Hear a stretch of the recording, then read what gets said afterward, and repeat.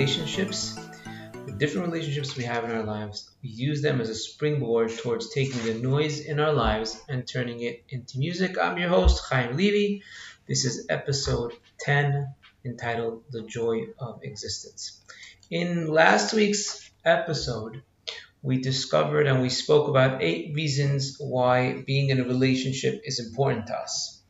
What are the 8 reasons that being in a relationship, and a relationship we don't necessarily mean just an intimate relationship, a marriage relationship, or a dating relationship, but many different relationships we have in our lives. They could be friendships, they could be with our parents, they could be work. There are different relationships that we have going on in our life, and each one of them kind of gives something that we need in our character DNA. So we've gone through 8 reasons. I refer you back to episode number 9. And today we're going to elaborate on one of them, the first one, which is called the joy of existence. Meaning, one of the reasons that we need a relationship in our life is in order to be able to experience the joy of existence, the joy of being alive. How is that done? So we have a statement in Ethics of Our Fathers, chapter 4 in Pirkei Avot. It says, who is rich? They want us to describe who's rich, who's someone that's rich. So our sages say, Ezu Ashir, who is rich, one that is happy with their lot. They're happy with what they have. Why is that so? Because in every stage in our life, we're always missing something. There's always something that we need. We need to pay a bill. We need to acquire something. We need to purchase. We need to reach somewhere. We need to attain something, whether it's graduate grade school or, get into high school, graduate high school, get into college, get a job, so on and so forth, and so on, moving forward with that. So you can't categorize someone being rich by what they attain or have, because they always need something. So our sages say, who is someone that's rich? What is the real way to measure wealth? Someone that's happy with what they have. This is called true wealth, and this is the joy of happiness. Let's elaborate on this for a minute. There's 2 ways we can look at life. We can either be the person who's constantly sad and needs things in life to make them happy, right? Life is sad, life is difficult, and so on and so forth. We take it in a negative way, and we need things in our life to make us happy. Or we can be the type of person that's intrinsically happy, right? You're naturally happy. You're happy to be alive, but there can be times in life where things get stressful and they make us sad. So when our sages want to discuss with us how we should approach it, they tell us, Ezu Ashir Asamech Bechelko. Who is wealthy? Someone that's happy with their lot. Don't turn to materialism or accomplishments that in order to make you happy.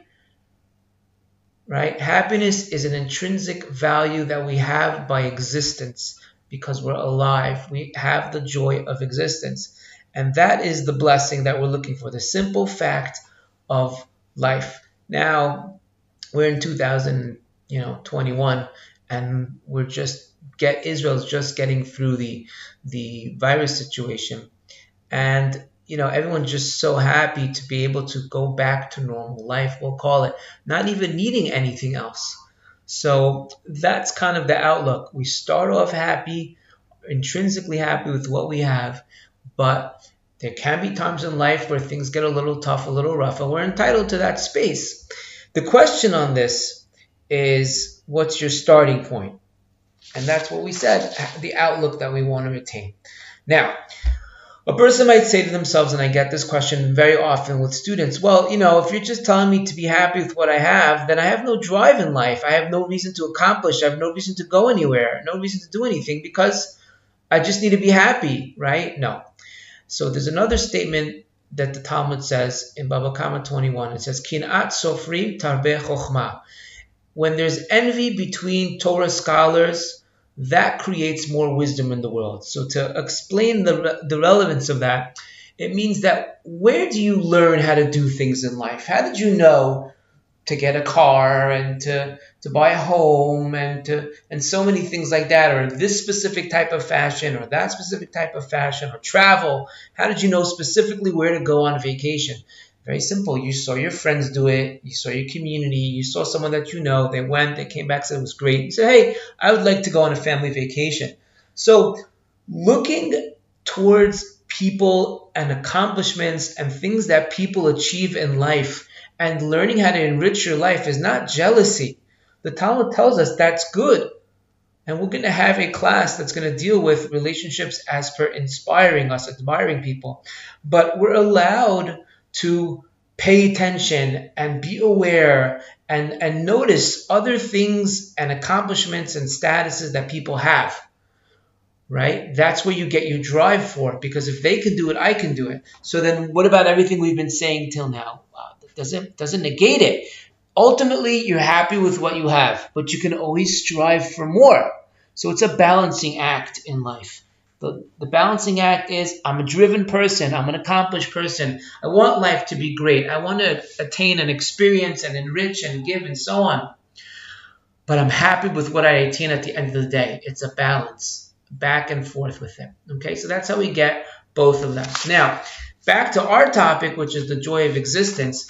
We said we want to try and make this idea and these concepts super practical in order to be able to infuse them with the different relationships we have in our life. So we have 5 relationships that we're really focusing on. One is yourself, relationship with yourself. Second is relationship with your friends. The third is family. The fourth is an intimate relationship. And the fifth is your relationship with God. So let's infuse, let's implement and insert the idea of happiness and joy of existence with yourself. What does that mean? That means that we all have to find the time, and this is a suggestion, but everybody kind of does their own, is to savor your senses. The joy of existence means appreciating and being happy that you're alive, that we're alive, that right now you're listening to this podcast, that right now you're experiencing life. You pause and you close your eyes for a moment and you savor your senses. You hear the noise around you. You see the sights. You touch, you smell the joy of existence with your friends, right? You take a moment and you smile at a dear friend. I'm so happy to have you as a friend. Family, similar point. You take a moment and you savor the fact, your family, your relationship with them, just the connection with them. An intimate relationship between husband and wife, people that are dating, so on and so forth, right? So they find a moment to be able to share that connection, that simplicity. We're not looking for anything complicated. It could be just a hug, or it could be just a gaze at someone. Ultimately, when we develop these points, how do I develop the joy of existence with God? So let's take a small slice of our day, a tiny slice of our day, where we're sitting with God and we're not asking him for something, please give me, please give me, please give me. But there's nothing wrong with that. That's the relationship we have with our Father in the heavens. That's great. And we're not trying to take something or attain. We're just sitting for a moment, whatever time you can allot to yourself, and focus and just enjoy the presence and relationship with God, his existence and your existence at the same time. That is called the joy of existence. And that is the idea of taking different relationships we have in life, studying them, how they develop, and using them towards building ourselves, building those that are around us, and building a relationship with God. Okay, moving on. So the next one up at bat is why do we need, of the 8 reasons why we need relationships in our life and what they give us value, add value, is to exercise the muscle of love. What does that mean? We have an inherent need not only to be loved, which we'll discuss in reason number 4, but we have an inherent reason and we have an inherent need to actually love. This is part of our DNA. We want to love others. So I'm going to read a little bit from an article written by Psychology Today. It's entitled The Need to Love. One of the best kept secrets of happiness is to love and take care of others. Fabulous article. I'm not going to read its entirety. Just point out a few of the points written in it. All of us have an intense desire to be loved and nurtured. The need to be loved, as experimented by Bowlby and others have shown, could be considered one of the most basic and fundamental needs, right? The need to be loved.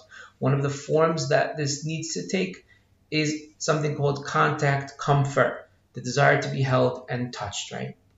Findings show that babies who are deprived contact comfort, particularly during the first 6 months after they are born, grow up to be psychologically damaged. That is talking about the need to be loved. Given the importance of the need to be loved, it isn't surprising that most of us believe that a significant determinant of our happiness is whether we feel loved and cared for. In surveys that I've conducted, people rate having healthy relationships as one of their top goals, leading to a happy and fulfilling life, right? People say, when I have love, I have someone that loves me, that's all I need, and I have a happy life. However, that's talking about the need to be loved. In our pursuit of the need to be loved, however, and I'm continuing to read the article, most of us fail to recognize that we have a parallel need, the need to love and care for others. We have an actual need. This desire, it turns out, is just as strong as the need to be loved and nurtured. Not only do we want to be loved and nurtured, but we want to love and to nurture. It is this desire to love and take care of others that underlines the phenomenon of cute aggression. They talk about why we have a desire to hug, babies and so on and so forth, right? Expressing love or compassion for others benefits not just the recipient, but also the person who delivers it. So clearly, one of the benefits that a relationship, many different types of relationships we have in our lives, will serve is it gives us the opportunity, and I use that word, to love others. Why is that? The article goes through a few reasons. I'm just going to pick on one and add another point for ourselves. One of the most important reasons why being generous enhances happiness levels, meaning loving others, giving others, is because of the story you tell yourself. When you're generous and loving, the story you tell yourself is that you have everything you need and more, which is why you can afford to be generous. Meaning, if you're giving others, how can you give others? It's because I have what to give. What story do you tell yourself about yourself? You know what you say? You say, hey, I have a great life. I can give others from what I have. That means I'm in a fabulous place to be, right? In contrast, when you're miserable and greedy with your affection, the story you tell yourself is that you're a beggar who is dissatisfied with what you have and that you need to be more happy. When you're not giving and loving and caring and so on and so forth, what are you telling yourself subconsciously? I can't afford to give from my love, from my attention, from my givingness. I don't have enough for myself. You want me to give others? That's where it places our brain. That's where it places our emotion. Another point to add, and this is taking it from a Jewish perspective, from a Torah perspective, right, which is, why do we feel so good and why do we have such a deep need to love and to give and to do good besides the story we tell ourselves? Because we are here to emulate God. Our souls, our essence comes from God.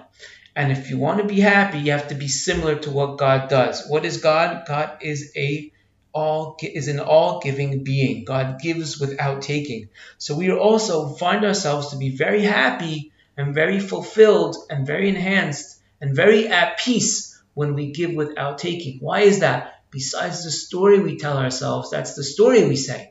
On a subconscious, deep, emotional level, we're being similar to God. So giving and having a relationship to give, and be it friends, be it family, whatever place and wherever you choose to focus, fulfills and taps us into that powerful, powerful energy. So how can we make that practical, as we like to do in these 8 examples? One is, when talking about giving love, not just receiving, the Rambam says, Maimonides says, that if you have $100, right? Maimonides lived hundreds of years ago, and he wrote, if you have $100, it's better to give $1 a day than it is to write a $100 check. Why? Because $1 a day will train you to give, to be a giver, to give, to experience that love, to tell yourself that story. I'm giving, right?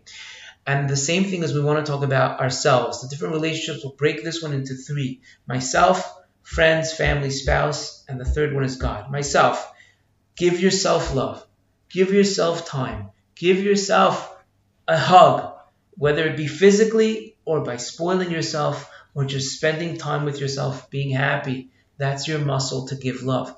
When we're talking about friends, family, and spouse, something small, something tiny, not even the most life-changing, but make it a point to give something of yourself from those that are close to you that builds and nurtures that muscle that we have. And the third one is when we're talking about a relationship with God, give the most important gift that you possibly could give is your time. Time is the one expensive item, the one expensive commodity, the one expensive, whatever word you want to use, that never comes back. And no matter how much money you have and who you are in life, you can't purchase any more of it. So when you give from your time to God, that's really giving and exercising your muscle to God. What does that mean, your time? How could you give your time to God? He gives you the time. He gives us the health. Spend, as we mentioned previously, spend a brief moment, not asking, not praying, not demanding, not complaining, just time. Just spending a brief moment with God, and you're exercising that muscle of love. Thank you so much. And our future podcasts, the ones that will be coming up, we'll be discussing more of the reasons why relationships are good. We're going to be going into finding and understanding how relationships tap into the idea of admiration. Look forward to next time.